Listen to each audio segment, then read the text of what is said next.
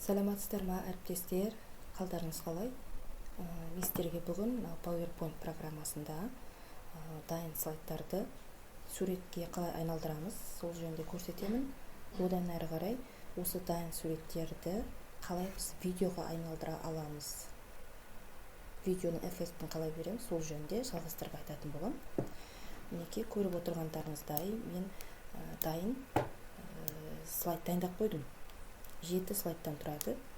Енді қазір осыны мен суретке айналдыру үшін, осы слайдты суретке сақтау үшін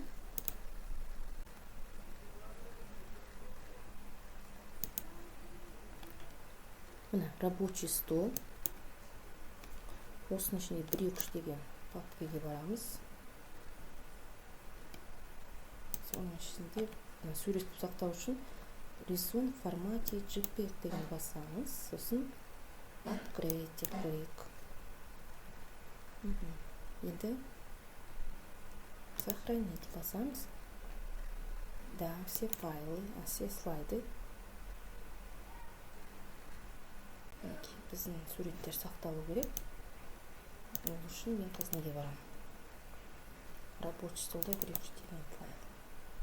Міне көріп отырғандарыңыздай суреттің барлығы осы жерге түсті. Слайд. Бірінші слайд. Екінші слайд. Қазір суретпен ұқсап тұр бұл. Үшінші, төртінші, бесінші, алтыншы, жетінші. Мінекей, қазір біз презентацияны осылай суретке айналдырып алдық.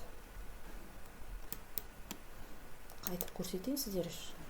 Дайын презентацияны суретке айналдыру үшін файл, сохранить как, рабочий стол. Сол рабочий столда бір папканы тағайындап аласыз. Сол жерге барып атын жазасыз. Сосын тип файла деген жерге барып формат JPEG басасыз. Сосын сохранить басасыз. Болды. Осылай сақтайсыз сурет қылып. Осындай болып суреттеріңіз сақталады. Қазір видео жасауды көрсетемін екінші видеода.